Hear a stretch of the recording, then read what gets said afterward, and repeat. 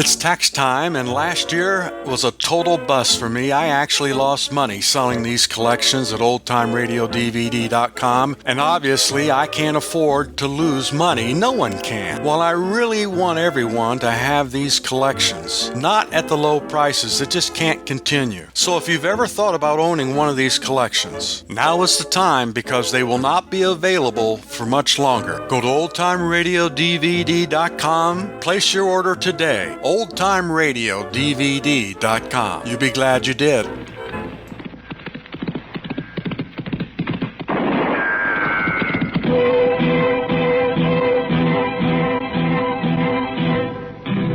Gunsmoke. Around Dodge City and in the territory on West, there's just one way to handle the killers and the spoilers, and that's with a U.S. Marshal and the smell of gun smoke.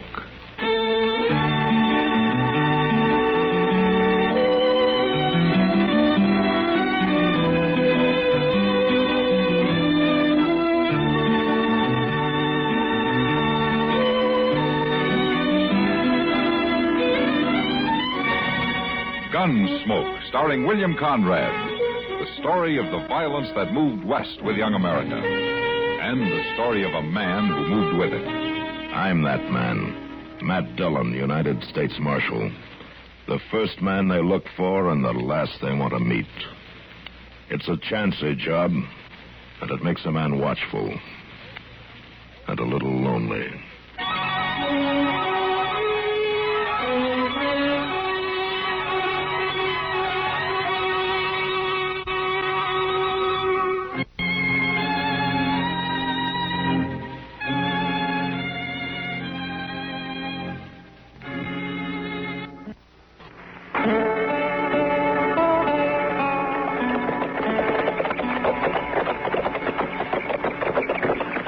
Still here, Mr. Dillon. That's his buggy. Yeah, he's here.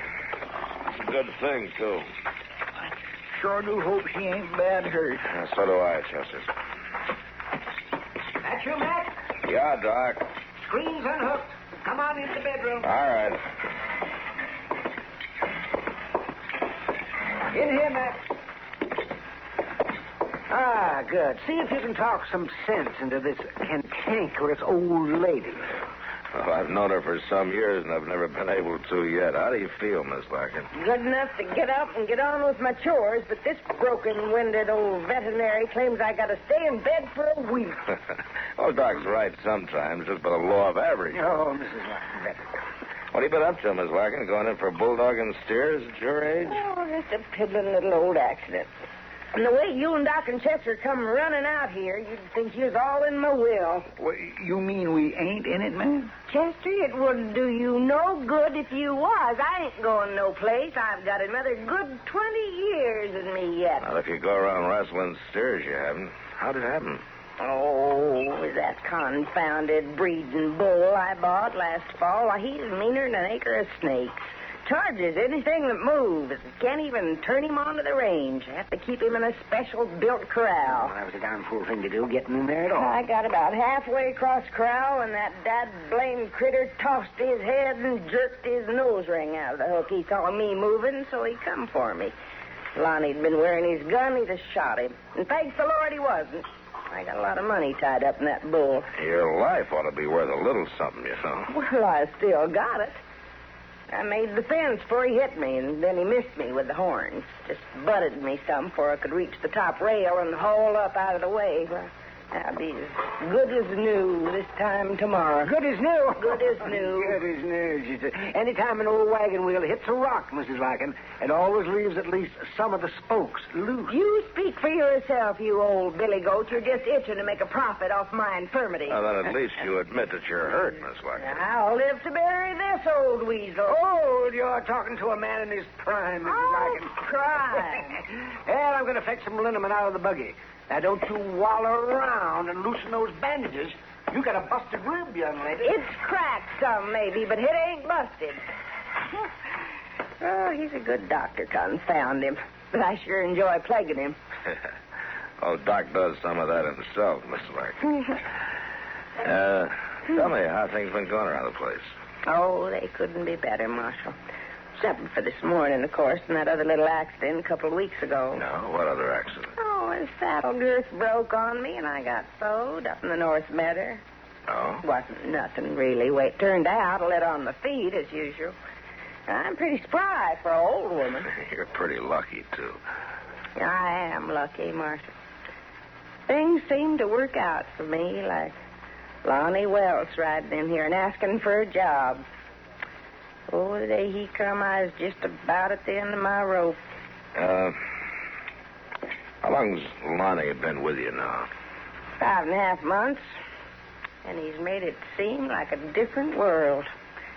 After Ed died, I could go on because I still had my son, but 3 years ago, you remember, he was took from me, too. Yeah, I remember. That little Dan, I just didn't have no heart to go on living. Then Lonnie come. He straighter took his place. Mm-hmm. Miss Larkin, where'd Lonnie come from? Oh, Texas, somewhere. Mm-hmm. Oh, he's a fine boy, Marshal. Just the age little Dan has been. Oh, he's like another son to me. Not just a hard hand. He's... Miss Larkin, you sure you're feeling all right? Yeah.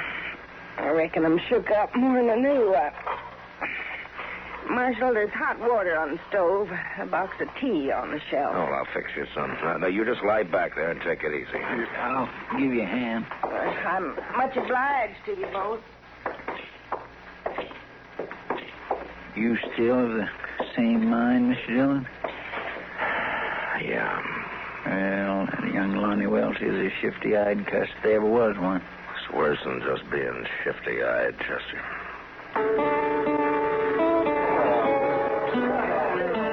Matt. Yeah. Yeah, I want something real bad. Sure, lots of time. What do you want? That's the crazy part. I don't even know. No? Just something. Something I don't have, I guess. Couldn't be spring fever, could it? It might. Except I felt the same way in the fall. Sometimes I think it's this country out here, Matt. The prairie. So what do you mean? It's just so darn big. Empty. You know what I mean? Yeah, I think so. You feel so alone. Like something's lacking in you. So you try to fit things in. Things or people or something. Yeah, I know. Matter of fact, I know an old woman who's doing that right now. She's trying to find a substitute for her dead son. Who's that? Miss Larkin, out west of town. Oh, with Lonnie Welch, you mean? Uh-huh. Oh, he's sitting over there in that poker game right now. Yeah, I've been watching him. He throws money around pretty free for a hired ranch hand, doesn't he? The way I hear it, she gives him all the money he wants. Yeah, but maybe not as fast as he wants.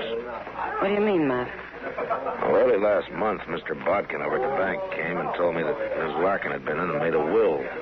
She's leaving everything she's got to Lonnie.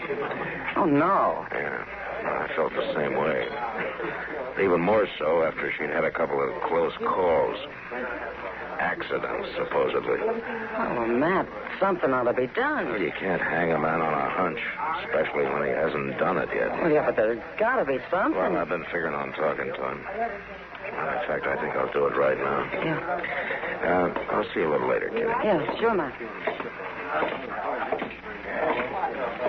A man's luck can't run bad forever. I reckon I'll stay in and raise another 5. You mind holding up this hand for a couple of minutes, boys? Oh, what's up, Marshal? What's the trouble, Marshal? Poker against the law now in Dodge? No. I just want to talk to you for a minute, Lonnie. You asking or ordering? Come on, let's take a walk, huh? Sure, why not? A man's a mind for talk, I'll oblige him. Just leave everything laid, gents, right there on the table. Getting this kind of personal attention is liable to flatter a man some, Marshal. Yeah, sure. We're right handy to the bar. I'll be glad to buy you a drink. Lonnie, where did you come from before you hit Dodge? Oh, here and there. Why? Ever been in Virginia City? Not as far as I recollect. I think you better think again. I put out some bulletins a while back, and the only answer I got's from Virginia City. That's so? Seems you were working a silver claim with a partner named Pete Ryder until he turned up murdered one day. They must have mentioned something about the jury acquitting me on that, didn't they? Yeah. It's lack of evidence. Well, in that case, I reckon I'll... Just a minute. You got something else in mind? Yeah, I have. I want you to know that I'd figure it was real suspicious if Ms. Larkin was to die suddenly by accident. Like yesterday with that bull. Now, look, that bull's a born killer, Marshal. You don't think I trained him, do you? No, I think you let Miss Larkin go out in the middle of the corral and then turned him loose. And you told Mrs. Larkin that, too, didn't you? I did. Yeah, she told me. And she also told me she ordered you off the place. She wouldn't listen to such things. Lonnie, if anything happens to her, I'll get you for it, so help me if it takes me the rest of my life. I'll see you around, Marshal. I got a pat hand in this game. You better have, mister. Because you're betting your life on it.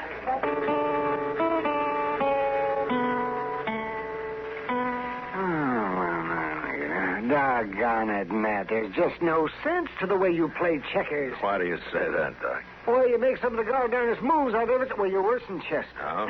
Only time you beat me is when I let you do it, Doc. Well, then you're mighty generous-natured. Oh, look what you done there. Look what you done there. You left one of your men just sitting there. You see that? Waiting for me to take it. So, you see? Yeah, I see. Well, there. All right, take another one, Doc. Well, if you want to give me the game... well, your move, man. Okay, Doc. Wait, listen now. What? That's three of you men, Doc. That puts you down one. And the way I'm figuring, you're beat. You're a generous nature, too, ain't you, Doc? Oh, sure. That's how you do it. Yeah, you keep Chester talking like that so as to get my mind off the game. That's right, Doc. Yeah, you've got a mighty sneaky way of playing, if you ask me, too. Evening, gentlemen. Oh, how are you, Miles? Hello, Miles. Am I breaking in on anything important? No. Come on in. Come on. Well, I can't stay. I just wanted some information, Matthew. No? I thought you might be able to help me. Information about what? Well, at Mrs. Larkin's place out west of town, what do you figure it's worth? Oh, it's kind of hard to say. It's a good ranch, all right. Aye, that's what I was thinking. And, well, if a man could buy it... Well, there's something. Well, I've been figuring on talking to him. In fact, I think I'll do it right now. Book it before the end of the week. Who told you that? Well, a young fellow that worked for Mrs. Larkin. He let it slip this afternoon. Oh, he'd been drinking kind of heavy, I suppose. Otherwise, he wouldn't Do you know where he is now? Aye, well, somebody was saying he couldn't even make it back out to the ranch. He took a room at the Dodge House for the night. Chester, come on. Yes, sir. You think that I ought to make an offer for the place, Matthew? No, I wouldn't bother, Miles. Not just yet, anyway.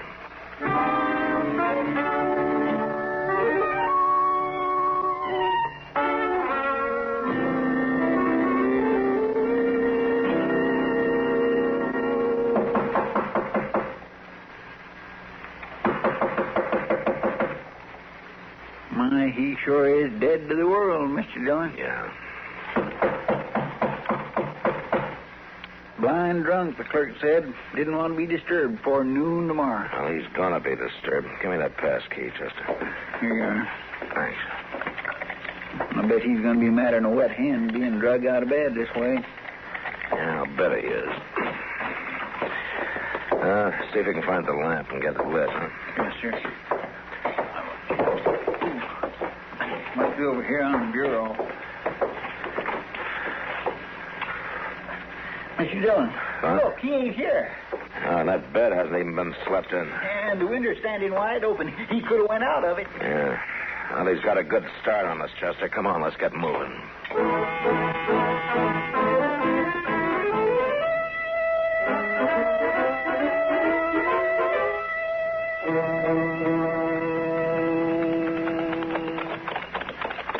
around, Mr. Dillon. There's a fire at the corner of the house. Yeah, that's against the wall of the bedroom, Chester. Come on. Somebody's there. Either help me or trying to put it out.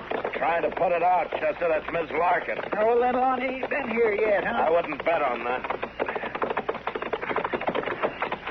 There are a couple of buckets at the water trough there, Chester. Let's give her a hand. That's you, Marshal? Be right with you, Miss Larkin.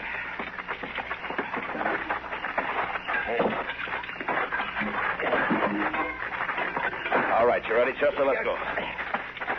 It don't look near as bad as I thought at first. Oh, she's about got it put out, I think. A little water here against the wall ought to do it. Right.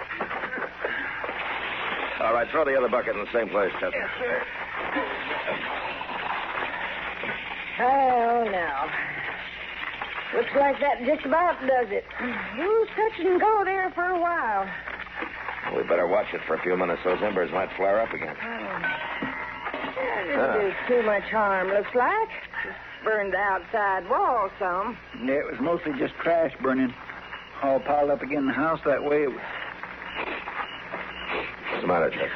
Mr. Dillon, you smell coal oil? Yeah, I do. Miss Larkin, did Lonnie start this?